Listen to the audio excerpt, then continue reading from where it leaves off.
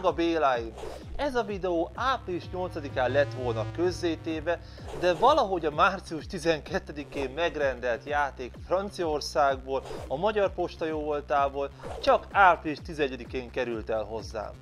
Véletlen? Aligha! És hát drága Béláim, a Fede se gondolta volna, hogy már 35 éve feldolgozták játék formájában a magyar valóságot. Adócsalók! Azért ez egy elég kemény téma egy kifejezetten gyerekeket megcélzó konzolra. A játék története valami egészen arcpirító. 1983-ban jelent meg a Porky's a 20th Century Fox gondozásában, mely egy 1981-es tini szüzesség elvesztős marhulat, de alapítottak pár kamucéget, akiknek az volt a dolga, hogy béna játékokkal biztos bukást produkáljanak és a kártérítésből gazdagodjanak meg.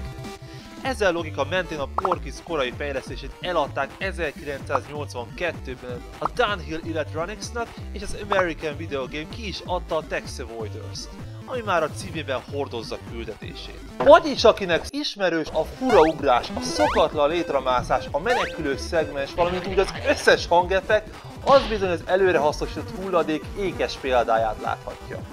A játék nem bonyolult, két szegmensből épül fel, az elsőben meg kell érinteni a dollárjeleket és kerülni a vörös szalagokat, ami az adóbevallást jelképezi. Vagyis feltörekvő kis szerencselovagunk sorra nyeri a közbeszerzéseket és talicskázza ki a lóvét offshore számlákra, mert minden vágya testközelből látni csengeren egy helikopterező rénszarvast. A második szegmensben hősünk hibát ejthetett, talán Tipmixen a fődő csapata ellen fogadott, ugyanis nyakán az adóhatóság, az ügyészség és egy befektetési tanácsadó. Ha jobban megnézitek ezeket a parányi pixeleket, ezek bizony Tálai András, Polt Péter és jó eséllyel Tiborcs István.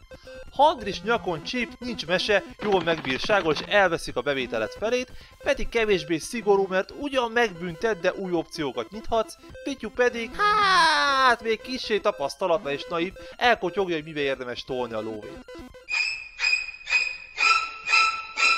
Aztán december 31-én lezárul a játék, ami kb. Annyira volt egyértelmű, mint a magyar adóbevallás nyomtatványkötege.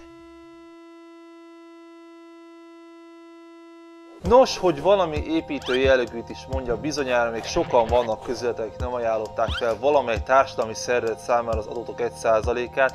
Én már évek óta ezt a Neumann János Számítógéptudományi Társaságnak adom, ugyanis gyakorlatilag a Kádár korszak derekától egészen napjainkig politikamentesen és teljes szívvel gyűjtik, illetve őrzik ezeket a csodálatos hagyományos eszközöket, valamint népszerűsítik ezt az állandó jelleggel a jövőben mutató iparágat. Én rendkívül fontosnak tartom, hogy minél több fiatalt motiváljanak arra, hogy ezt a területet válasszák hivatásul, úgyhogy abszolút rászolgálnak a támogatásomra, mely ugyan apró, de higgyétek el nekem, sok kicsi sokra megy. Én egészen biztos vagyok benne, hogy ha egyszer véletlenül miniszterelnök leszek, akkor a szegedi Algórában kívánom berendezni az irodámat, hogy azért a lobbistákra is ragadjon némi műveltség. Most viszont, hogy megmutattam nektek a kultúráltabbik arcomat, menjünk és trollkodjunk egy kicsit! A szépen, Pityukám, ezer éve nem láttalak, játszunk az E.T.-vel! Hé, Pityu, hát Pityukám, hát ez nem is a legrosszabb játék, te a dumoknak mindent elhiszel! Drive that same road to work every day. Ride that same way, gotta make that pay, gotta get merged on that freeway. Skags and douches everywhere, always.